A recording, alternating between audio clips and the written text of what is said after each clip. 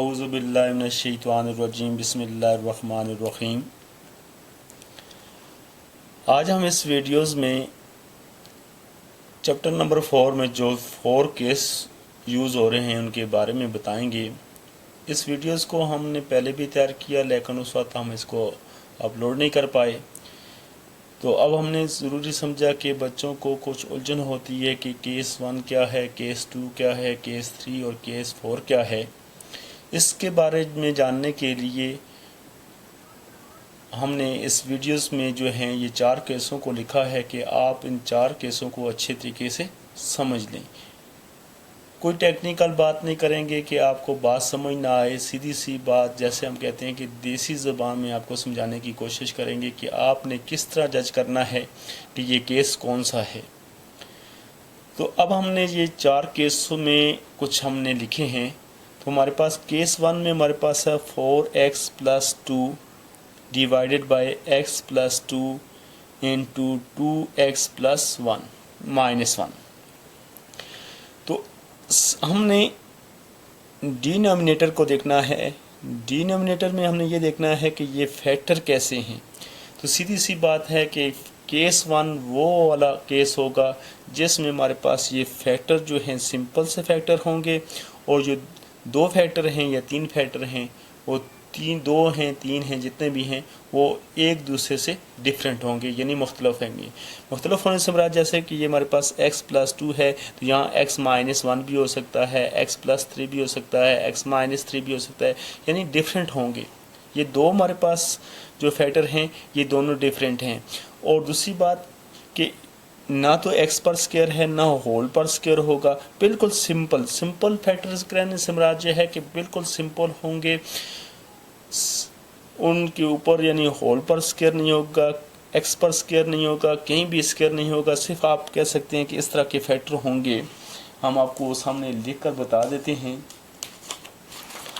कि हमारे पास x + 2 x - 1, तो ये 2 फैक्टर हैं। तो हम देख रहे हैं कि ये दोनों सिंपल फैक्टर हैं, क्योंकि या ना तो यहाँ पर स्क्वायर है या ना होल पर स्क्वायर है, कहीं भी स्क्वायर नहीं है।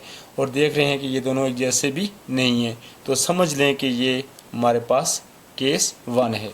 जैसे कि हमारे पास ये केस 1 हमने लिखा है कि 4x + 2 divided by x + 2 into 2x - 1। तो ये हमारे पास केस 1 है, क्योंकि ये हमारे पास दोनों फैक्टर जो हैं ये एक जैसे नहीं हैं, मुख्तलिफ हैं, डिफरेंट हैं, और ना ही इन पर कोई स्क्वायर वगैरह है। तो बिल्कुल सिंपल से फैक्टर हैं, तो इनको हम कहेंगे ये हमारे पास केस 1 है। और इसको लिखने का तरीका ये है कि केस 1 में a डिवाइडेड बाय, तो पहला जो फैक्टर होगा वो a के नीचे लिख दें, x + 2 प्लस, और दूसरा जो फैक्टर है उसको b के नीचे डिवाइड की सूरत में लिख दें।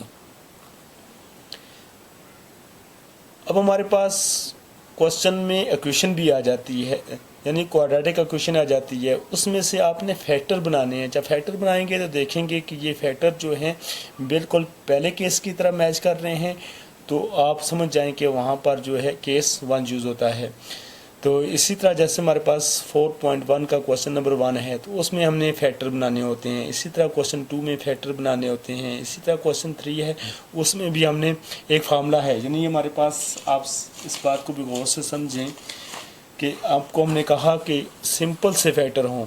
तो अब आपके पास एक क्वेश्चन आ गया है 1x² - 1।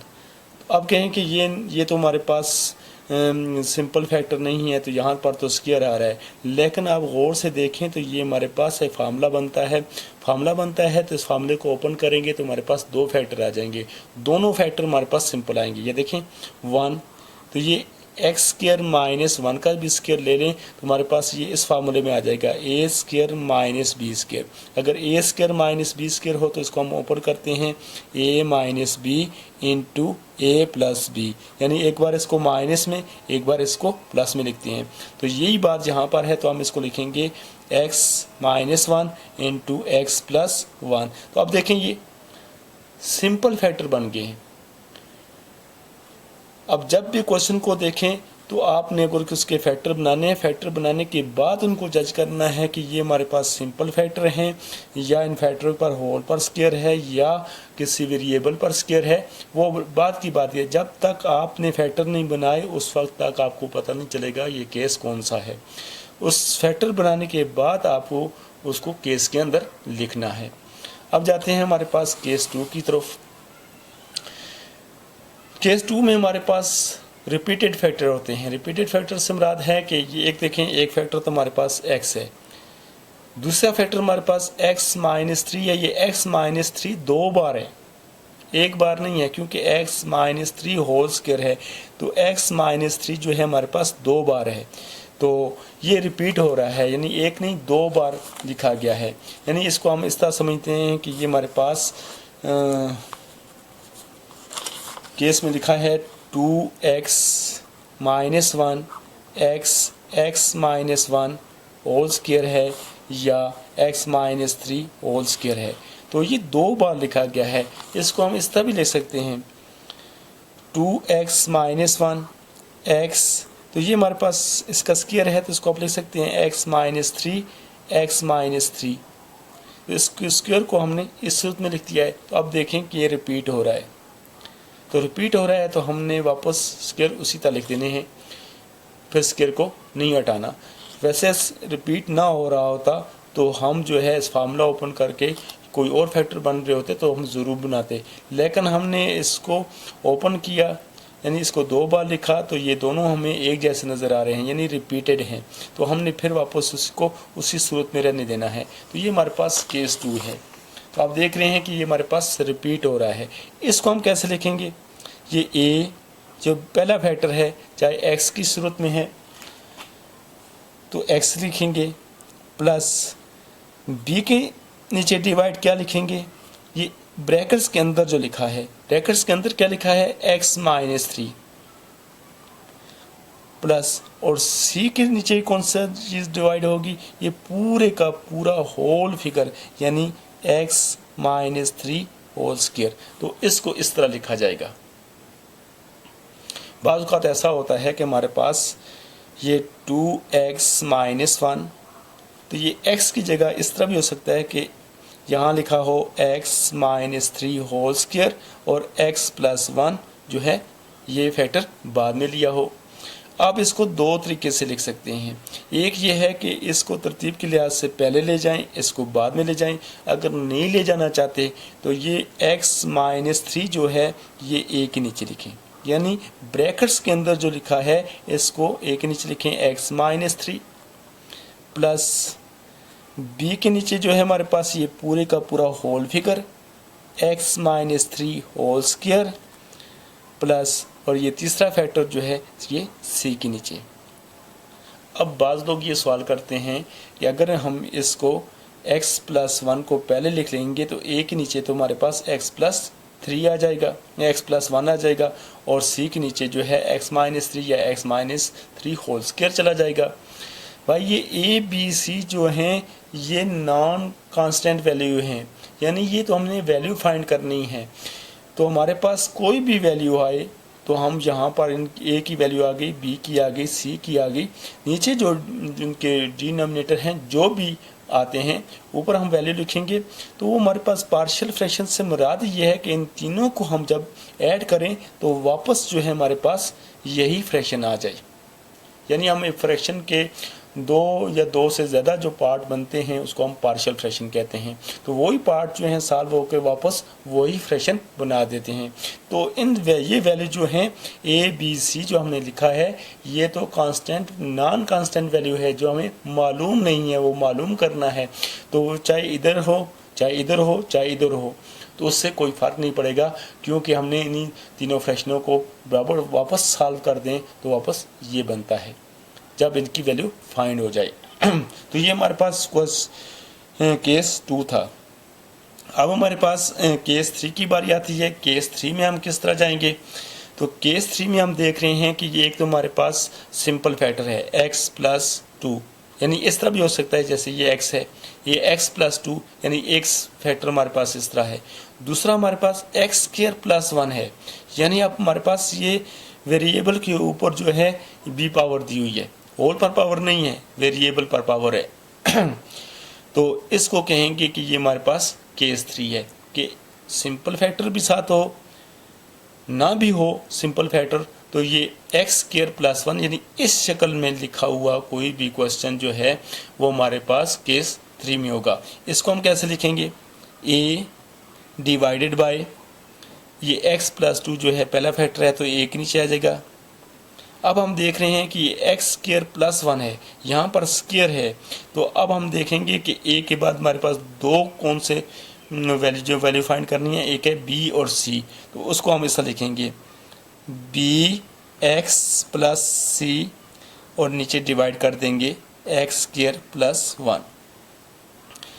बाद बच्चे ये सवाल करते हैं कि ये एक्स स्क्वायर प्लस 1 वाला फैक्टर पहले आ जाए ये बाद में आ जाए, यानी ये सूरत हाल बन जाए x square plus 1 into x plus 2। तो फिर भी आप इसको ये देखें एक्स स्क्वायर प्लस 1 है, तो इसको आप ले सकते हैं ए और बी को इकट्ठा लेंगे, कैसे A X plus B divided by X square plus 1 plus, और ए बी तो हो गए, अब सी के नीचे ये तीसरा फैक्टर।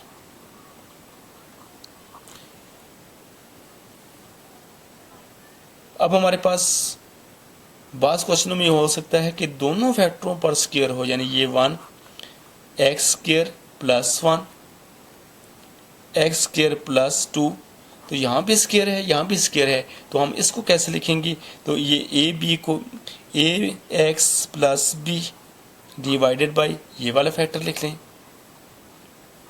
प्लस सी और डी यानी C X plus D by X square plus 2। तो ये हमारे पास था केस नंबर 3। अब बारी आ गई है जी केस नंबर 4 की तरफ। तो केस नंबर 4 आपके सामने ये कुछ इस शक्ल में आ सकता है। तो एक हमारे पास यहाँ भी स्क्वायर है और ये हमारे पास होल पर भी स्क्वायर है। तो ये इसका मतलब ये है कि ये 2 बार है, x square plus 1 x square plus 1 2 बार शो हुआ है। तो इसको हम उसी तरह लिखेंगे जैसे हमने आपको बताया है कि अगर ये 2 बार शो हो रहा है तो हम लिखेंगे A X plus B divided by X square plus 1 यानी ब्रैकेट्स के अंदर वाला लिखेंगे प्लस, फिर ये हमारे पास ये स्क्वायर भी है यानी ये दूसरी बार इसको लिखेंगे तो ये आ जाएगा C X plus D divided by इस होल फिगर को फिर नीचे लिखेंगे X square plus 1 whole square. तो अब ये तीसरा factor plus A B C D हो गया और इसके बाद है ई और ई के नीचे आ जाएगा एक्स माइनस 2। उम्मीद है कि ये चारों चीज़ें आप अच्छी तरीके से समझ गए होंगे। आपने केस को समझना है कि ये कौन सा केस है। सबसे बड़ी मुश्किल बात ये होती है कि बच्चे केस को नहीं समझ रहे होते और क्वेश्चन उनसे सॉल्व नहीं हो रहा होता। जब आपने केस समझ लिया और उसको लिखने का तरीका देख लिया तो आप आसानी से क्वेश्चन को सॉल्व कर लेंगे और आसानी से अपने मकसद को हासिल कर लेंगे।